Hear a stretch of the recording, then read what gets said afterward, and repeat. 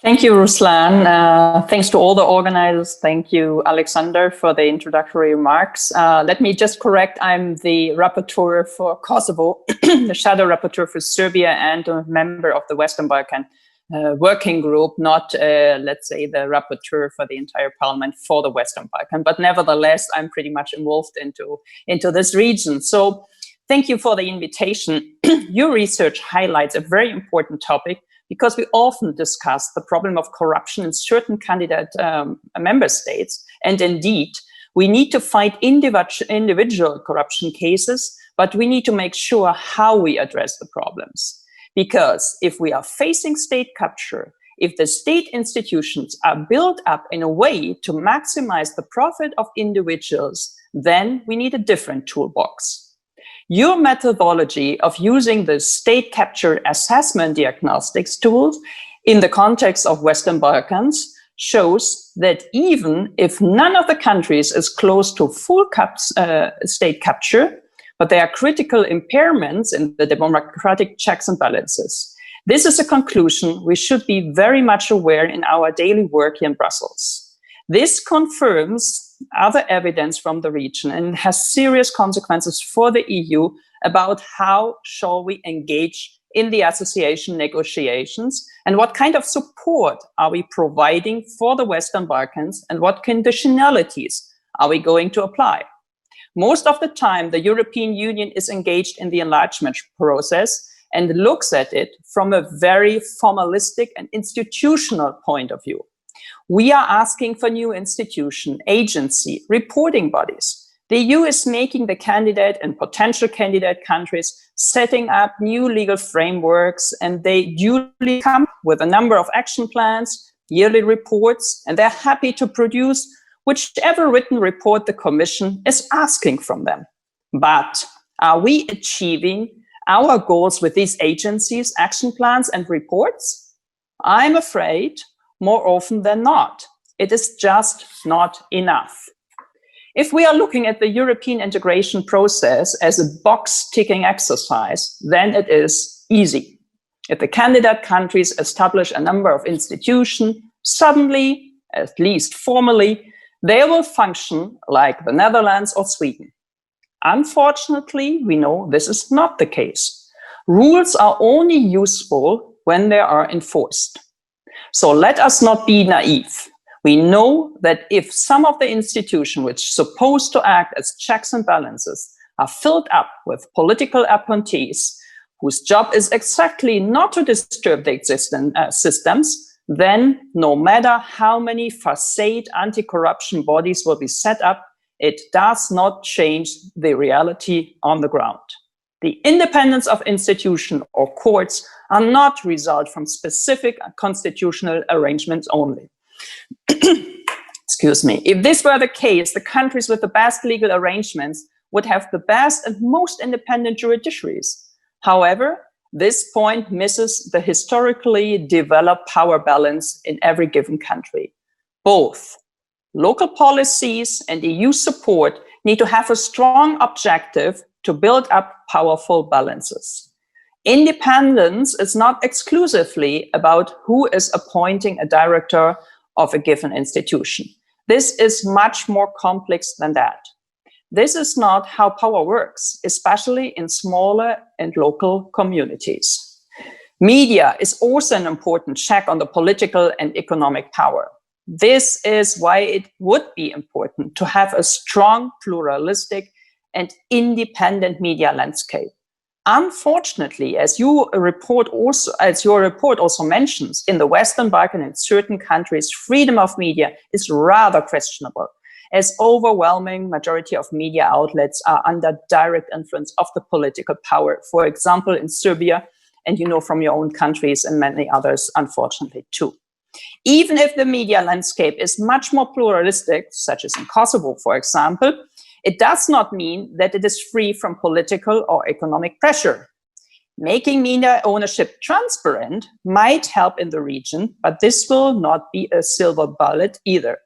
Media outlets are in a dire situation all over the world. Their revenues have been channeled to the tech giants, and even bigger players are struggling. Thus, it is extremely hard in countries where people in general have less disposable income and where are they less willing to pay for quality media, if they are struggling to make their ends meet. We need to acknowledge the importance of independent and pluralistic media if we treat it as a public good. We need to be ready to contribute financially to help the media sector. Your report discusses monopoly and anti-monopoly rules as a clear example for state capture pressure. You can have nice anti-monopoly rules, which looks almost perfect on paper, and the European Commission will be able to report positively on the progress. But if reality shows that previous structures are reinforced, then we have achieved nothing. As your report names it too, the energy sector is especially vulnerable. In fact, the energy sector in the whole region is characterized by weak governance, lack of transparency, and politically influenced state-owned enterprises. This sector is especially vulnerable to foreign political pressure, as we have seen it from Russia, China, and also from the US. The energy sector, energy market is corrupt, influenced by political meddling, and not at least causes the worst air quality in Europe. It needs to change. The way forward is a more transparent, more decentralized and sustainable market. It is also the responsibility of the European Union to help the region in this transition. But it seems we are not ready to do this, as if it did not matter how our funds are going to end up, when on paper all the euros are spent well and without any problems in accounting. Unfortunately, sometimes it seems that the European Union is ready to finance the current structures, which are vulnerable to state capture. The Commission has announced its Western Balkans investment plan in October, which seems like a missed opportunity, at least to some people in the Parliament. The investment plan is focusing only on the pre-accession funds provided to the candidate and potential candidate countries in the Western Balkans, and it focuses mostly on infrastructure projects. But if we know the region well, we can already assume who will be profiting from the big road building projects and from the new gas pipelines. Those projects and the procurement procedures will be vulnerable to political influence. However, there are other ways of evaluating the situation of performance of a given country than a formalistic approach to tick boxing the legal frameworks. There are already available methods which gives us better information and more details on the spending of public money. The so-called single market scoreboard, which is available at the moment for the EU member states, gives us a clear overview based on the actual performance of the member states.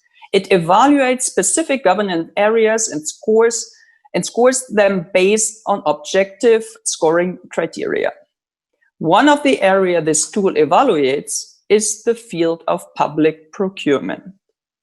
If we want to follow the route of public money, we need to follow the public procurements.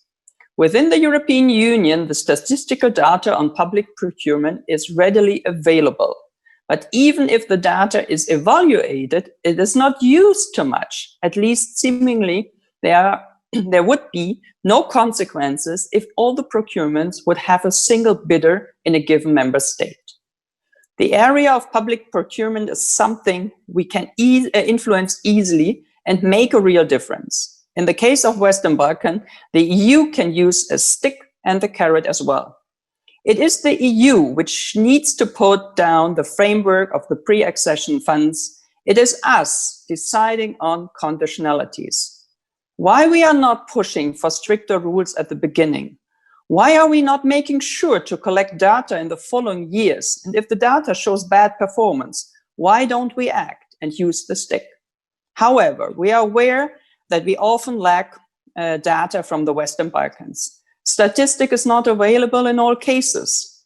Thus, we have less information in many sectors. Better statistic would mean better control and more evidence on how a given country is performing. And let us not pretend to be naive. If there is no evidence, politicians will not be faced with the direct consequences of their policies either. It is not coincidence if a country is not able to organize a general census for decades and relies on fragmented data, even in the most basic information of the population.